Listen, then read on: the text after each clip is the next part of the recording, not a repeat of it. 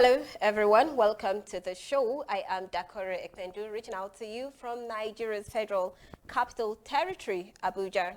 Now, too many things have gone up in flames, too many chaotic situations in the country. The protests and SARS and police brutality have turned violent in Abuja and some states, leading to the declaration of curfew. Of recent, we've seen scores of armed hoodlums invading both private and government-owned properties across the country.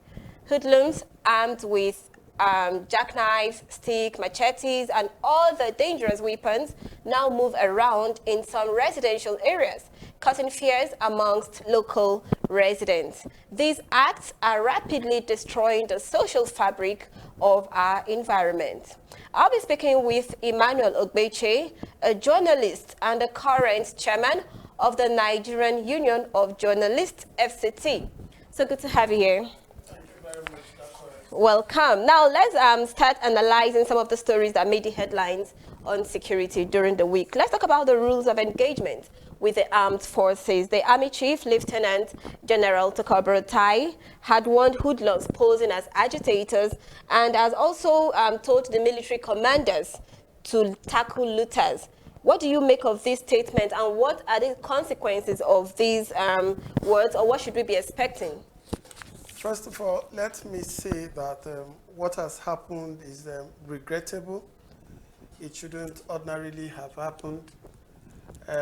This isn't a time for blame trading and finger pointing. I think this is a time where all Nigerians should come together and rally to find a solution to the unfortunate development in our country, Nigeria. Expectedly, the military and the police have a duty to ensure that our sovereignty is not breached, and that in the event like what we have seen in the past couple of weeks, where people, Nigerians, citizens, have resorted to vandalism of public and private property, where threats have been posed to law-abiding citizens, it is expected that the police should first of all be in the line to curb such rioting, if I should say so. But the military also have a duty to intervene on the invitation of the appropriate authorities. So one isn't too surprised at the words of the Army Chief giving express orders to commanders to ensure that peace and normalcy are restored. What consequences should we be expecting from this order? Well, the consequences is that peradventure those that have been breaking the law fail to heed the directive to seize all manner of looting and vandalism, then it will be unfortunate if they are arrested. And for me, it isn't just about the arrest. I think it is about time that people should be charged to court, to the appropriate courts, and let the courts decide. That is where the consequences lies. It is not enough to arrest those found to be breaking the law, but I think going through the judicial process is very critical, and this should not be left out. Okay, all right. Still on the NSAS issues, the NSAS protest, do you think it is politically motivated, or do you sense a political undertone of the NSAS protest? Well, there are opinions are divided, actually. There are those who think that it's politically motivated to undermine the presidency of Muhammadu Buhari, while there are those who also insist that there are no political undertones to it. Whatever it is, I think by and large, all of us should be concerned about the peace, the growth, and the development of this country. And we shouldn't be too dogmatic about our positions. Nation building requires give and take, and that should be the primary focus for now. Okay, you made mention of things getting bad in the country. Now, dealing with anarchy, there is no greater evil than anarchy, if you agree with me, where houses are broken, cars are burnt, properties stolen, people killed, and people beaten up in the streets, and so on, and then, of course, so forth. Now, what are your thoughts about these lootings, these destructions across the country? I find it objectionable. I find it troubling that Nigerian citizens will Yes. resort to such brigandage. I have a personal friend that suffered greatly during this Okay. period because the estate was vandalized because they thought there were palliatives stored there. What part of the country? Here in Abuja, just where they call Kuchi Bena, just beside, close to Gwarimpa, here Okay. in Abuja. Okay. It is unfortunate. Several persons would have suffered grievous losses. And the worry is that in this part of the world, we do not take insurance seriously. That is why I think I join those who say that some form of compensation should be paid to those that have suffered one loss or the other. Okay, the concerned citizens, probably like you and I, are worried about the aftermath of the NSAS protest. Now, how do we manage these crowds of hoodlums? How are we expected to manage it? Because even the security architecture of the country may remain the same, but then I don't know, but I guess your opinion would rather speak different. And then would this actually affect even food security in the country? Are we expecting more troubles when you talk about national security? Well, I think the level of security alertness must be very high now. I do not exactly know at what level in Nigeria it is at present, because I know in some other country, like in the UK, I think the Cobra Council by now would have raised it to the highest possible level of code 4 or thereabouts. In France, as we speak, just because of 3 deadly stabbings, the security alert level has been raised to the highest. So it's not, it won't be surprising if the security alertness in Nigeria has been raised to the maximum. Now, in terms of food security, Nigeria has always faced the challenge of food security. Remember that the Lake Chad basin has dried up or has shrunk so much that people in that region can no longer farm, graze cattle and all of that. Then across north central Nigeria, or that's the middle belt, we've had serious clashes, herdsmen, farmers and all of that. And with what has happened with strategic reserves, food reserves, being attacked and vandalized and destroyed, and in some states that we saw, that even tractors were stolen, cannibalized, and all of that. It is only natural that we should be apprehensive that food security is threatened.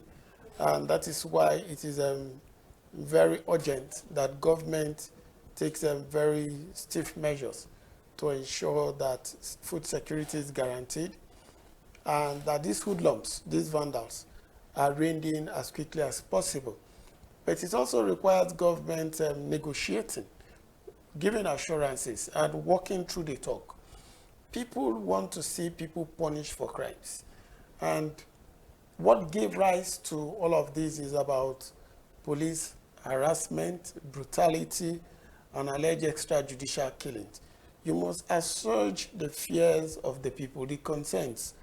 And one measure is to ensure that those that have been found culpable, those that have been identified to be behind those brutalities and alleged extrajudicial killings should be arraigned forthwith in court, so that we do not return back to the days when we find mass of Nigerian youth on the street. Okay, very good then. You talked about dialoguing with the government. Are the protesters willing to dialogue? Did you sense any of that? Well, I had made this argument somewhere else that after every war, or during the course of every war, there is that option of negotiation. Even in labor, we call it collective bargaining. You must sit around the table. After the First World War in 1914 to 18, people sat down to negotiate the terms of agreement to move forward. After the Second World War in 1945, there were people had to sit around the table, even after the Nigerian Civil War in 1970.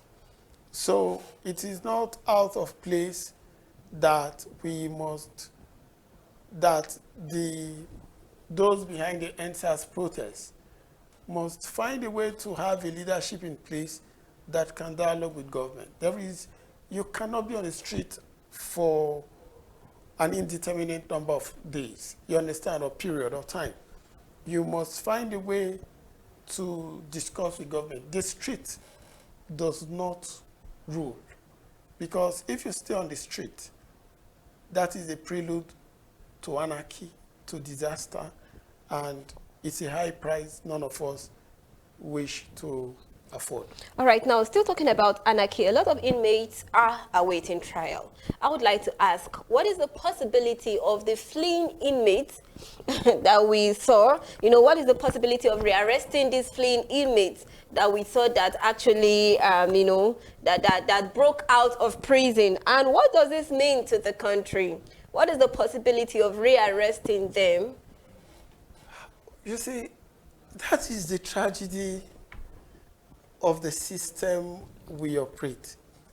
Some of us before now had made the argument that we must have an electronic database of inmates or prisoners in correctional facilities. And that is what is staring us in the face. Because I seriously doubt if the Nigerian Correctional Service does have an electronic database where you can easily, you understand, start running the photographs. The profiles of every inmate. Exactly. You know, this country is so vast that any inmate can simply disappear from, say, Benin. Like we heard some went to Sokoto. You know, you could just live your life if you stay off radar, no social media, because even the system itself does not help itself to repair the breach. I am telling you, because I am persuaded to believe that if the Nigerian Correctional Facility were to have the pictures, the profiles of each inmate properly stored in its database, by now they would have made it available. You understand? Are we thinking that those that suddenly have found freedom, in quotes, will just simply walk back to the station to get themselves rearrested, or to a correctional facility and say, look, I used to serve in this prison, I have come back to complete my term? Okay, now let me ask you, what does this mean for Nigeria, for the fleeing inmates that had, of course, probably they may not be found? What does this mean for Nigeria? And what is the possibility of having to deal with profiling, or how can we work around it?